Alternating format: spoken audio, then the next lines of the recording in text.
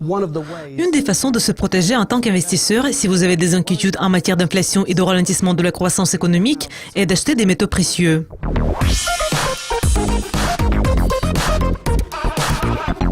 Bonjour Lorne, merci de votre présence dans le studio de Yucascopy TV. C'est un plaisir de vous accueillir. Aujourd'hui, nous allons parler des métaux précieux et des marchés émergents. Tout d'abord, commençons par les métaux. Quelles sont vos prévisions pour les métaux? Merci de m'avoir invité. C'est un sujet vraiment intéressant. Nous préférons nous concentrer plutôt sur l'argent que sur l'or, parce que l'argent connaît des mouvements plus importants. Si vous analysez les mouvements de l'argent sur ce graphique, vous allez voir que la tendance haussière se poursuit depuis plus d'1 an. Les lignes jaunes représentent la moyenne mobile de 200 jours. L'argent montre de très bons résultats depuis le début de l'année. Je dois dire que si cette interview avait eu lieu quelques jours plus tôt, je vous aurais dit que l'argent était dans les situations de surachat, s'est établi au-dessus du niveau de 18 $ l'once. Mais il a récemment connu une correction considérable, ce qui était en ligne avec nos attentes. Si nous parlons de la tendance actuelle de ce métal, il est à noter qu'actuellement les prix de l'argent reculent et du point de vue technique, il se dirige vers la valeur plus ou moins juste. Nous pensons que si les prix de l'argent atteignent le niveau de près de 17,50, ce serait probablement une bonne opportunité d'achat. Et cela concerne plutôt le court terme. Et je voudrais également parler des fondamentaux à plus long terme et expliquer pourquoi les gens devraient acheter des métaux précieux pour le moment. Pourquoi les prix de métaux connaissent-ils une tendance haussière pour le moment? Je pense que cela est lié à la situation générale sur les marchés des matières premières. Les métaux précieux et les métaux industriels sont très attrayants pour les investisseurs. Si vous jetez un coup d'œil à la performance des métaux, vous allez voir qu'ils montrent de bons résultats depuis le début de l'année. Sur ce graphique, vous voyez les résultats de tous les métaux, des métaux de base et des métaux précieux. Les données dans l'avant-dernière colonne de droite nous montrent qu'ils ont de bons résultats depuis le début de l'année. Cela est lié au fait que l'utilisation de ces matières premières dans l'industrie a augmenté. En plus, c'est une réaction à l'inflation et au mouvement du dollar. Donc, s'il s'agit des métaux industriels, vous pouvez voir que certains d'entre eux ont enregistré de très bons résultats. Le palladium, aussi bien que l'argent, est largement utilisé dans la production d'instruments. Par conséquent, ces métaux ont dépassé l'or. C'est pour cette raison que je pense qu'il est plus intéressant de se concentrer sur ces métaux. En général, nous observons une hausse des prix par rapport à des niveaux bas. Les marchés des matières premières ont connu une tendance baissière au cours de ces 5 dernières années. Nous voyons également que le dollar pourrait se diriger vers son plus haut pour le moment. Je dirais qu'il s'approche d'un point de basculement. Mais nous allons parler du dollar un peu plus tard. Et le dernier point important est que l'inflation a commencé à augmenter. Il y a des inquiétudes en matière d'économie mondiale. Les analystes pensent qu'elle ne pourra pas faire face au taux d'inflation. Et dans certaines régions, l'inflation a déjà commencé à dépasser les prévisions. Donc, une des façons de se protéger en tant qu'investisseur, si vous avez des inquiétudes en matière d'inflation et de ralentissement de la croissance économique, est d'acheter des métaux précieux. Et passons au dollar américain et aux facteurs qui influencent cette devise pour le moment. Quelles sont vos prévisions pour le dollar? Je pense que si nous jetons un coup d'œil au tableau de l'indice du dollar, nous allons voir que le dollar connaît une hausse assez impressionnante depuis le milieu de 2014. Cela est lié à ce que le marché se préparait au resserrement de la politique monétaire par la Fed.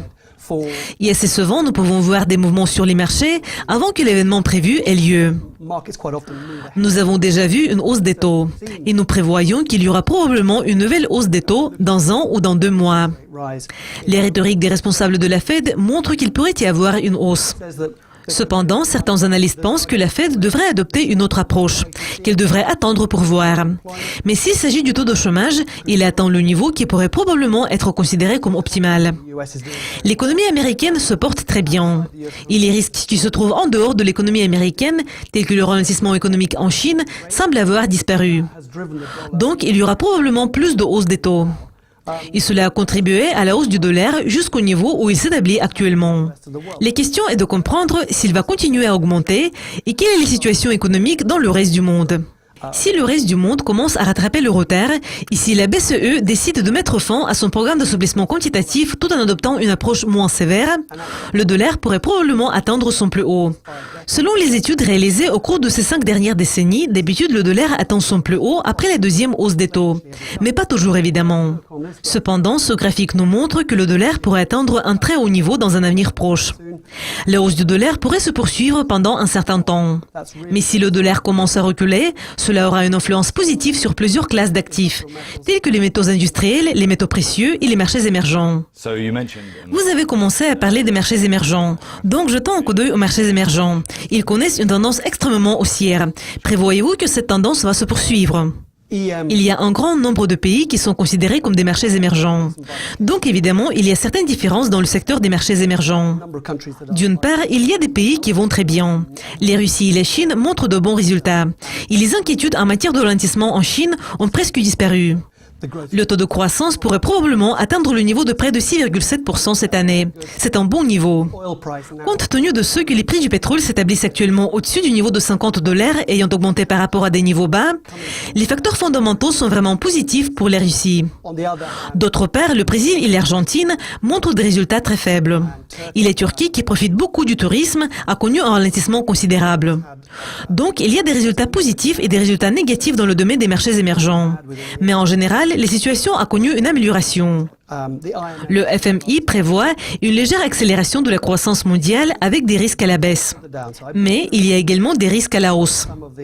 Certaines mesures politiques de Donald Trump et un assouplissement budgétaire que nous allons probablement voir peuvent soutenir l'économie mondiale et le marché mondial.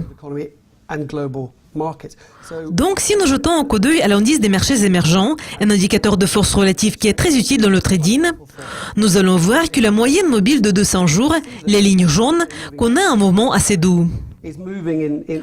En janvier et en février, nous avons observé une forte performance des actions des marchés émergents. Et si nous jetons un coup d'œil à la marge de base, nous allons voir une situation de surachat.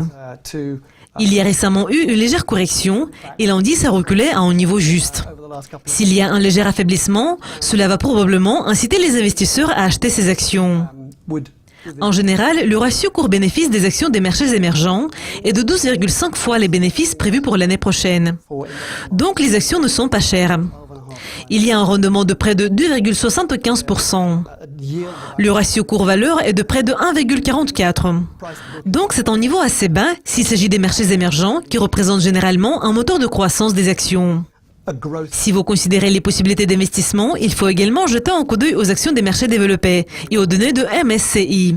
Le ratio cours-bénéfice est de près de 16,7 fois les bénéfices. Donc ces actions sont plus chères pour le moment. Mais cela ne signifie pas qu'elles sont surévaluées.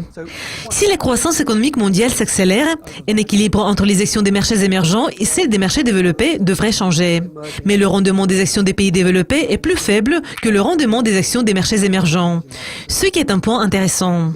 Le ratio cours-valeur des marchés développés est de 2,16. Donc en général, les actions des marchés développés coûtent plus cher que les actions des marchés émergents. Donc, il ne faut pas acheter les actions si vous voyez les situations de surachat sur le marché. Et il faut diversifier vos investissements. Mais pour le moment, je pense que ce serait mieux d'investir un peu plus dans les actions des marchés émergents. Car si le dollar atteint son plus haut et commence à reculer par rapport aux devises des marchés émergents, cela aura une influence positive sur vos actions. Lorraine, merci beaucoup de votre participation. Merci. Merci d'être avec nous. Si vous avez aimé cette interview, restez à l'écoute de Lucoscopie TV pour découvrir plus d'interviews intéressantes.